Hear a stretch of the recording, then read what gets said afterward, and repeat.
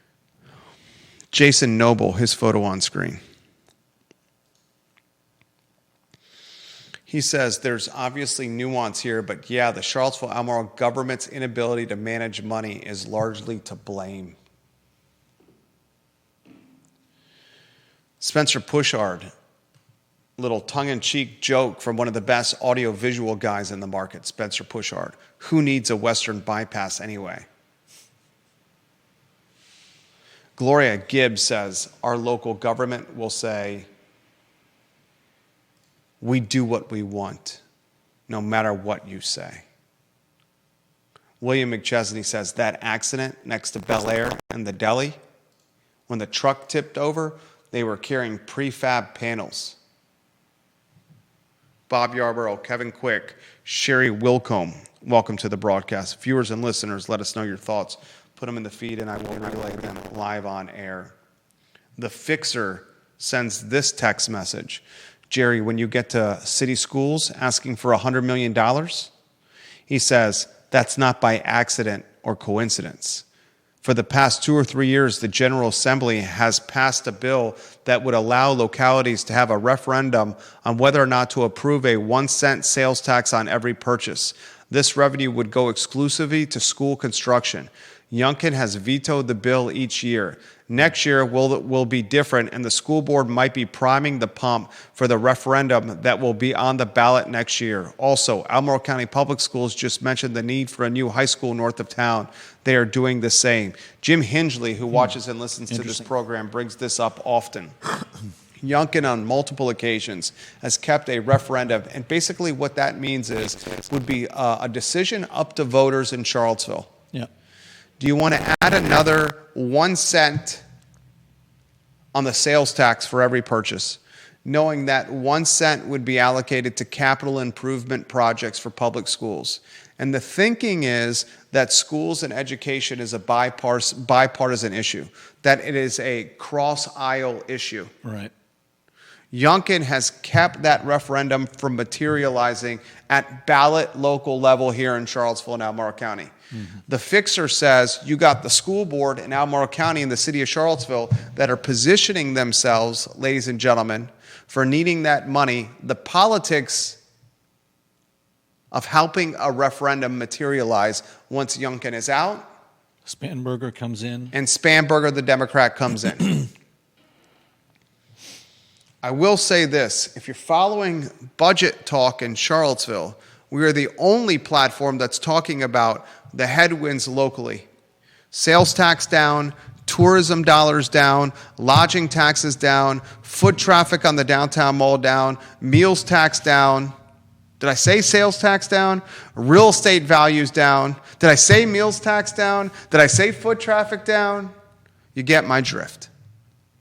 Now the school board, when it rains, it pours. Often how it happens in life is saying, in Charlottesville, we need $100+ million over the next 5 years. And they happen to be talking about needing $100+ million to renovate all their schools because they say local government, all they've been doing is Band-Aid fixes at the schools. Yeah, whatever they could complete over the summer.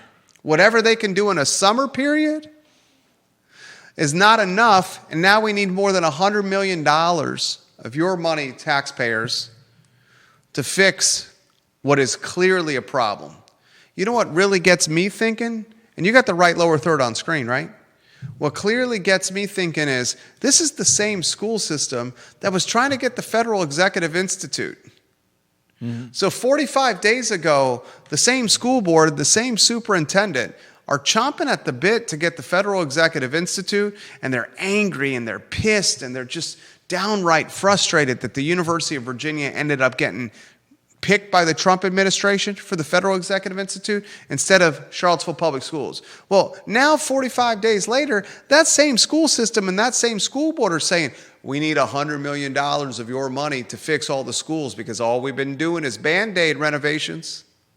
Imagine what would have happened if they had gotten the Federal Executive Institute. Mm-hmm. They are getting Oaklawn. Oak Lawn on Cherry. How much is that? CVille. University of Virginia is giving it to them as kind of like an olive branch, basically saying, look, Trump gave us Federal Executive Institute. It caused egg on the face for UVA. We really didn't have any say, but we're going to extend this olive branch and give you Oak Lawn and CVille. We were going to do childcare there for our UVA professors, but now since we had the Federal Executive Institute, we have one of the primo properties. We'll give you Oak Lawn. Here's a word of advice and a word of caution for Charlottesville government and the public school system in particular. Please, dear God, stop taking acreage, real estate holdings, and infrastructure that needs millions of dollars of upkeep every year. Please, dear God, stop doing that. You're doing this at a time where the Weldon Cooper Center, the folks that do the data and the stats and do the projections, are saying the population of public schools in Charlottesville is going to drop. Going to drop in the city, going to drop in Albemarle County. Saying by the year 2050, Judah, by the year 2050, population of students in public schools in the city of Charlottesville and Albemarle County is going to go considerably lower than it is now. Have they taken into account stuff like AstraZeneca and Eli Lilly? And J-Dubs, you want to know what AstraZeneca and Eli Lilly and who's the biotech now on Albemarle County that we're talking about today? Afton Scientific. And you know what Northrop Grumman and the Paul Manning Biotech Institute, you know the kids that come from these households? You say they're not going to be going to public schools. Where are they going to be going, J-Dubs? Private schools is, I guess, what you're implying. Where's the enrollment uptick in J-Dubs? Same. Enrollment's upticking at the private schools locally.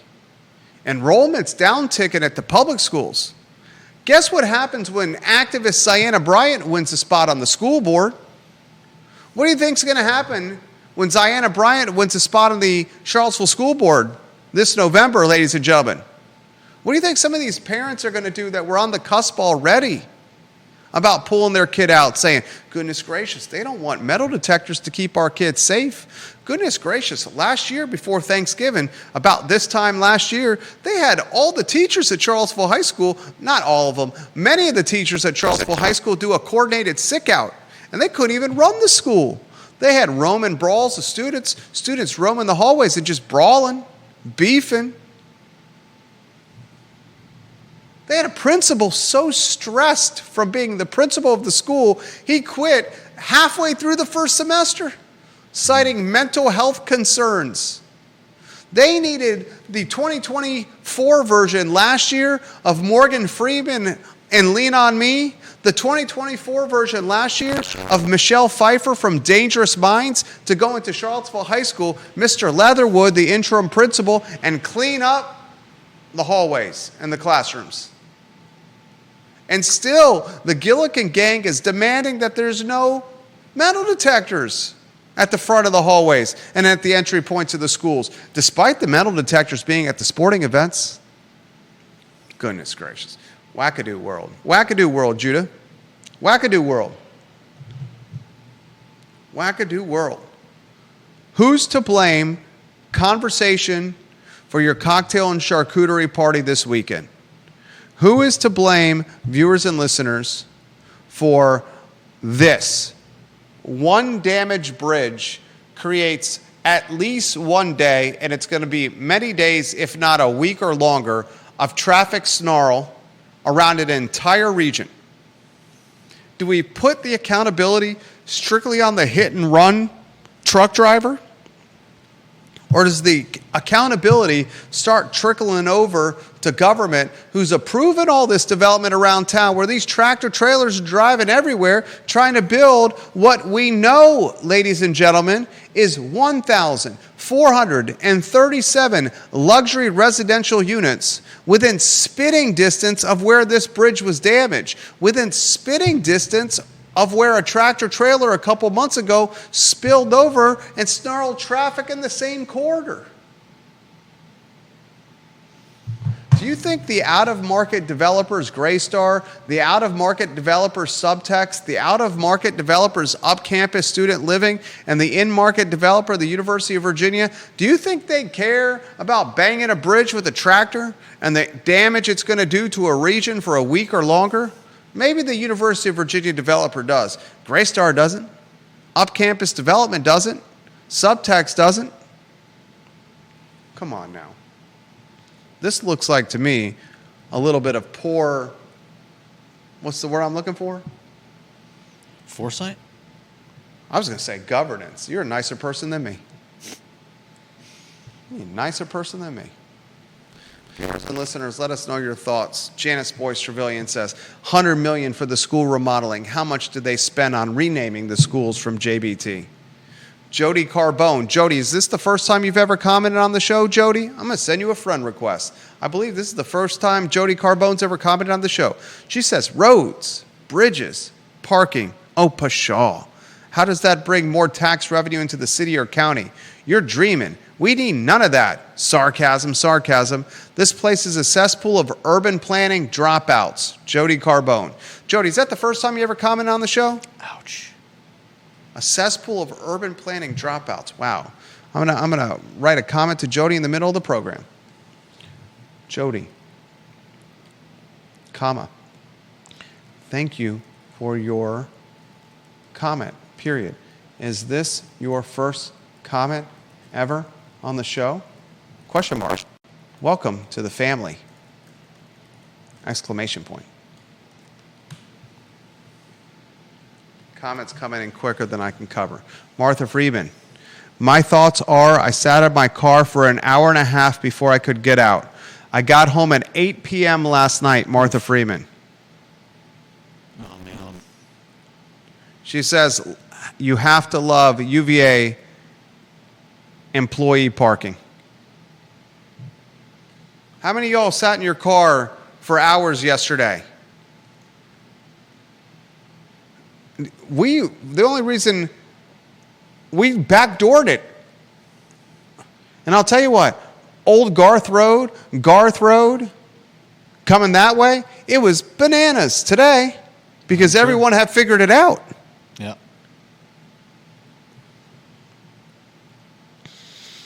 William says, McChesney, Albemarle also has a plan to move the school bus facility from Lambs Road to Berkmar Extended. Jason Noble says, I hope Gillikin is massively inconvenienced by the bridge debacle. Why is that? Because the Gillikin gang is leading the residential development. Oh, that's fair. Prioritizing residential development before infrastructure priority. Yeah. Jason Noble says, boy, oh boy, I like Jody. Anything you want to add to this, Judah Wickhauer? Vanessa Parkhill, Olivia Branch, welcome to the broadcast. Philip Dow, welcome to the broadcast. I think it should be noted that they have been rehabilitating the bridge since February. Oh, I got the comment from John Blair. I can't wait to get to this comment. Nice. Go ahead, Judah. I just said it should be noted that they have been rehabilitating the bridge since February, which includes raising the bridge, which may have helped.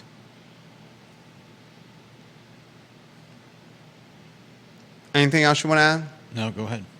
John Blair's photo on screen. John Blair, number 2 in the family. Number 1 in the family is out of the country right now. Number 2 in the family, John Blair, Jerry. He also addresses this to the fixer who sent the comment. What John's going to offer is the flip side of the argument to the referendum. Mm-hmm. The flip side of the argument to the referendum. Yeah. A gentleman by the name of Jim Hingley, who I respect tremendously. Jim, if you're watching today, in real time, or if you listen or watch in post time, I know you're a busy man. We're about to offer, and you already know this, the flip side of the argument to the referendum. Mr. Hingley's pro-referendum. The fixer's pro-referendum, it sounds like. Here's the opposite side. Jerry, the threat of the 1-cent sales tax increase in Charlottesville is the doom loop. Tax collections are already down. If the referendum passes, then the school board will start to contract for projects. Yeah. But if the sales tax goes up and that accelerates the decline in business activity, watch out. If the projected 1-cent sales tax revenue does not materialize as expected, and the projects have already began, then the city council will have to raise real estate taxes to make up for the gap created by the sales tax. That's a true doom loop. Yeah. Break down what he's saying, Judah Wickower. Break it down for the viewers and listeners. He's saying if they essentially bake all of this, if they bake the 1 cent raise in sales tax into their future projections of what they're going to spend, and then say Spanberger doesn't manage to get the referendum passed, or by some miracle, Winsome Earl Jones gets the seat and does the same thing that Youngkin did in preventing it from passing, then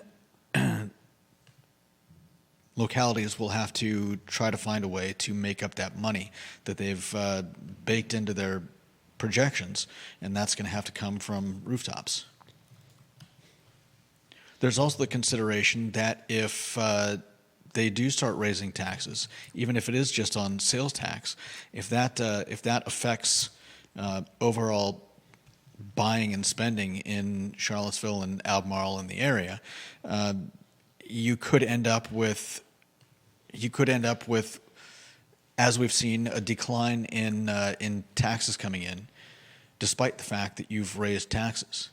So you either end up flat or falling again. Here's what it basically means, succinctly and in a nutshell. Spanberger wins. Referendum. Charlottesville voters, do you want to raise the sales tax 1 cent, knowing that 1 cent will be earmarked for capital improvement projects with schools? Vote yes or no.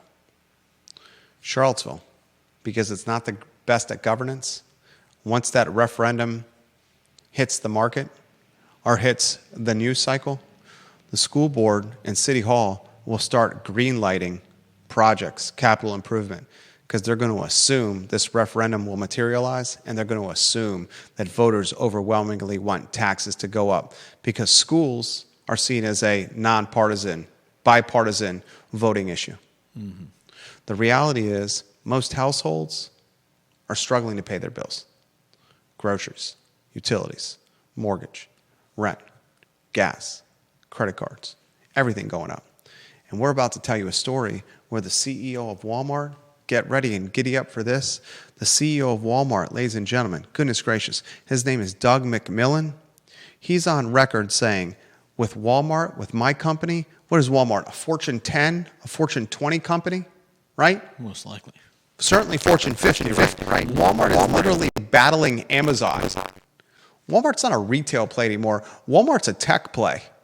And the CEO of Walmart literally is saying this, quote, "It's very clear that artificial intelligence is going to change literally every job. Maybe there's a job in the world that artificial intelligence will not change, but I have not thought of it yet." He hasn't thought very hard, to be He fair. also says, Judah, you're on the wrong side of this fight. What are you Doug talking McMillon about? also says, listen, at Walmart, we're not hiring any more people. And we're telling the people that currently are working for us, you better figure out another job if you want to keep working here and getting paid. This is the CEO of Walmart telling the world that Walmart is not going to hire any more people. And for those that are currently on the Walmart payroll, you better figure out something else besides what you're currently doing if you want to keep getting paid by Walmart. Exact words, ladies and gentlemen. The CEO of Walmart.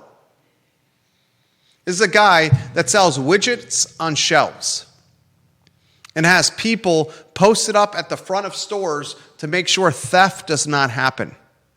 Has people running credit cards at cash registers, stocking shelves, unloading trucks, that is now pivoting his model altogether to try to fight and compete with Amazon. You know what the future of Walmart is? What do you think the future of Walmart is, Judah Wickower? Shipping.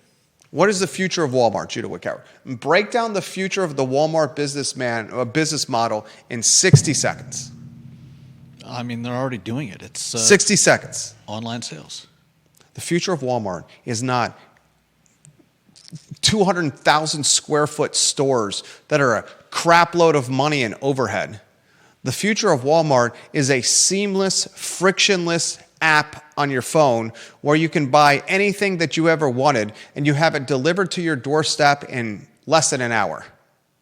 They're going to say, this storefront that costs hundreds of millions of dollars of every year to run because of labor, utility costs, insurance, overhead, everything, we're going to shut these Class A facilities down. We're then going to pivot to head hubs, shipping hubs, that are strategically positioned places in Class C or Class D environments, not Class A, but Class C and Class D. These shipping hubs are going to be warehouses, and we're going to have robots and machines take stuff from our shipping hubs in Class C and Class D environments and mail them to people and have them delivered within an hour through a frictionless, seamless point-of-sale experience on their phones. That's the future of Walmart in 60 seconds or less. Now, what this guy doesn't realize, that if he makes Walmart an artificial intelligence and tech play that utilizes 1 hour delivery, 2 hour delivery, same day delivery, he's going to basically take all these jobs, improve his balance sheet, his profit and loss statement, maybe his share price. But if all these people lose their effing job, then what is America going to have from a disposable income to buy the goods that are on the Walmart app? If it truly becomes a world that's seamless and frictionless, where it's everything ordered on our phone and delivered day of, and all the people that were previously working for Walmart and previously working for Target and currently working at Amazon right now, because remember, the Amazon folks, they're probably going to get replaced by AI and robots too. You're already seeing us delivering stuff to people's houses. And all these folks don't have jobs. How are they going to have the disposable income to order the widgets on the apps? Mm-hmm. What's the saying? The saying is it cut our nose to spite our face? Yeah. Cut our nose to spite our face. Let's improve our balance sheet and our P&L and our stock price today. But we're doing it at the damning impact. The damning impact of the world tomorrow. Damning impact. Mm-hmm. Carly Wagner, her photo on screen.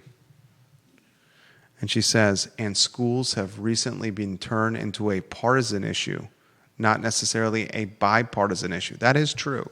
Schools are very less bipartisan than they used to be. That's the Terry McAuliffe effect. That's the Terry McAuliffe effect. That's we saw it in the last election for school board. That's the woke curriculum effect. That's the LGBTQ impact in schools. That's the radicalization of curriculum and education. At one time, when I was growing up, you went to a school, you got there on time, you got home on time, you were safe during the school day, and you learned your ABCs and your 1, 2, 3s, and you did it in a way where your crush, Jessica Pasco, you tried not to embarrass yourself in front of her. Now it's political landmines left and right, all over the place. Carly Wagner says, believe it or not, there are still vast areas in Albemarle County where there is no DoorDash, Walmart delivery, Domino's, Target, and Walmart pickup orders are our go-tos. She says, it will come down who has the best app and pickup experience. I much prefer Target to Walmart 100% because the app is easier and I guess uses better AI to show me what I need and I want. That's an algorithm. You're 100% right, as you know. Jim Hingley is watching the program. He says, I've not expressed support for a sales tax increase. Okay, I'll make a correction. He has positioned the referendum on my radar and the fact that Glenn Youngkin has not allowed the referendum to materialize in Charlottesville. So Mr. Hingley does say this, and he knows I have tremendous respect for him. I have not expressed support for a sales tax increase, he texts. What I do support is taxpayers having a choice, Jerry, on the sales tax. Youngkin's vetoes prevent local choice, which seems contrary to Republicans' policy to give power to voters at the local level when it comes to public schools, especially when there are Republican-controlled localities who have been given the power to add a penny to sales tax through a referendum. I respect that. Mr. Hingley saying this, allow it to be, Let us choose. Allow democracy to happen. That's what Jim's saying right there, right? Mm-hmm. Allow democracy to happen. Thank you, Jim Hinchley. Love when you watch the program, sir. Sincerely mean that.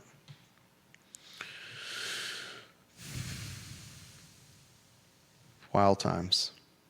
Mm-hmm. Oh, Jody Carbone. Welcome to the family.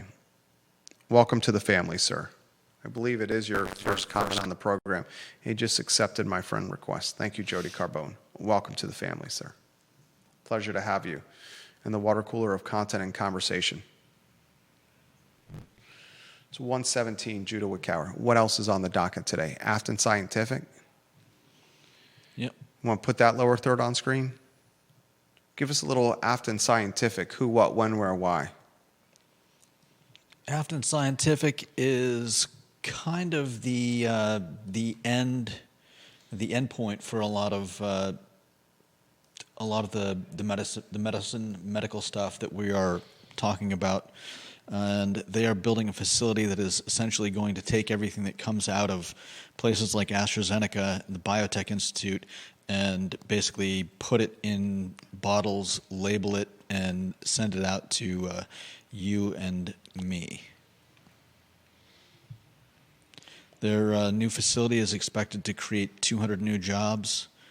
It's a $200 million facility, 285,000 square foot sterile injectable manufacturing facility. What the hell is that?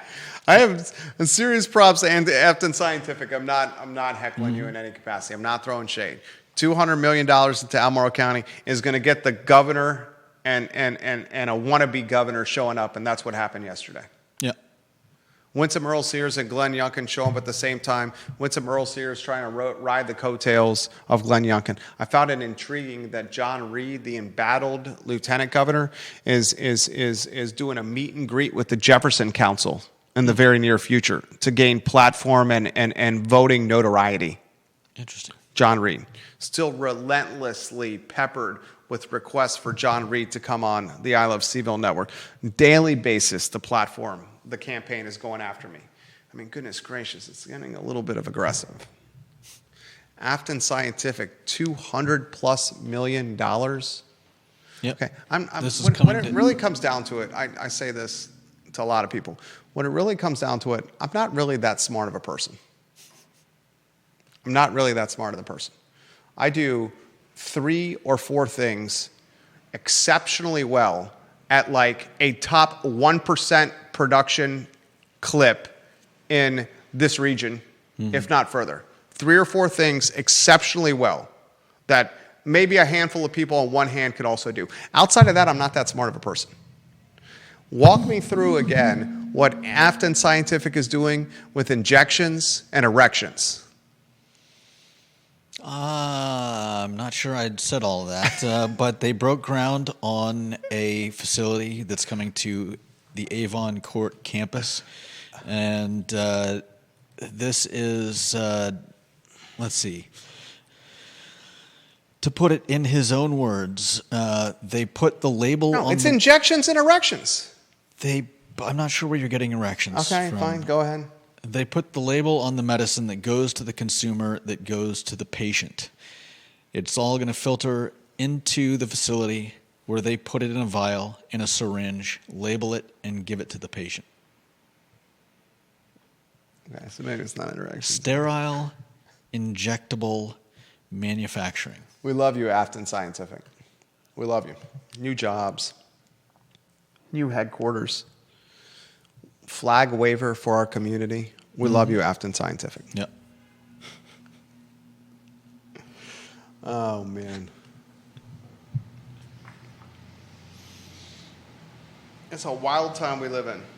Injections and erections. That's what someone's tagline waiting to happen. Yep. Injections and erections. Someone's company name. I don't want to read that article. It's someone's company name. Injections and erections. Oh. It's a tagline for a company. Someone should trademark that now.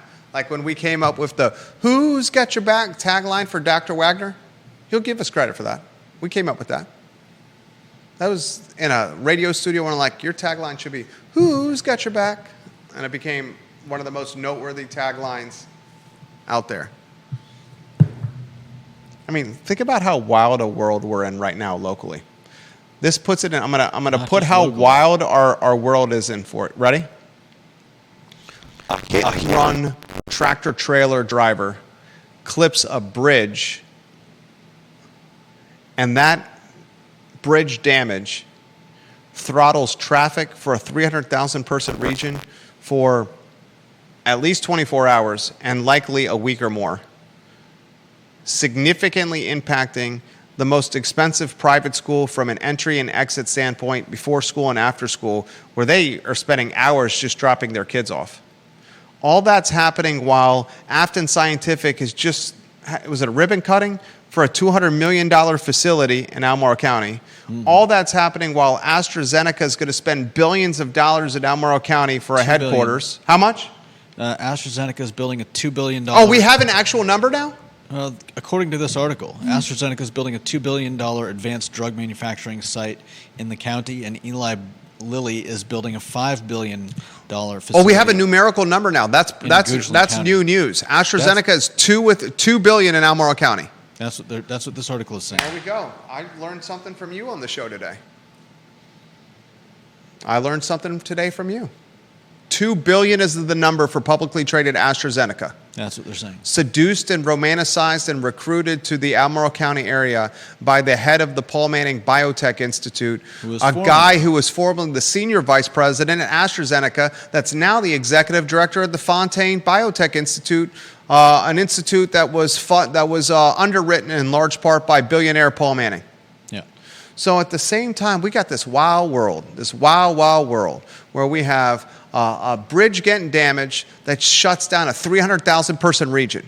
A hit-and-run tractor-trailer driver clips a bridge, does not stop for the police report, damages the bridge so badly that for probably a week or more, VDOT's already saying we don't know how long it's going to take till we can fix it. Yeah. This is happening in a world where a publicly traded company is building a $2 billion facility in the same county, where a $200 million facility is being built, where a biotech school that's going to be the Silicon Valley of biotechnology in Charlottesville is being built, where the data science school, the Silicon Valley of data science, is being built. It's all happening within spitting distance of each other. So a tractor trailer can clip a bridge and screw the community, all within spitting distance of hundreds of billions of dollars of commerce and development and technology and innovation are transpiring. What a wild time to be alive. What a wild time to be alive. Carly Wagner says, would that tagline be for like a medical spa for men, Botox injections and other things for the second part? I don't know. Injections and erections is a fantastic tagline. I.e. Oh, man, wild times. You did a pretty good job today on the show. Thank you. You too. You too, Judah. You did a good job, too.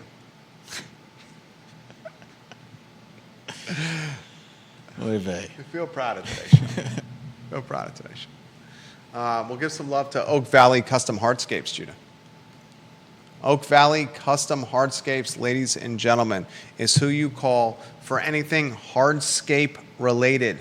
Oak Valley Custom Hardscapes, ladies and gentlemen.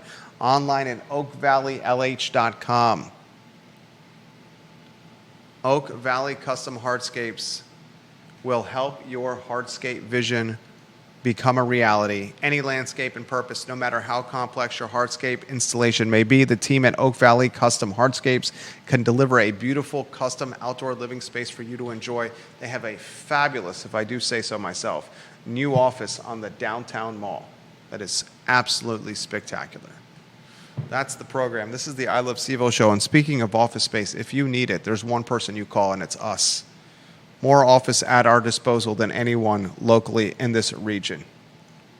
DM, call, text, email, whatever it may be. Office space from $400 a month north of $10,000 a month.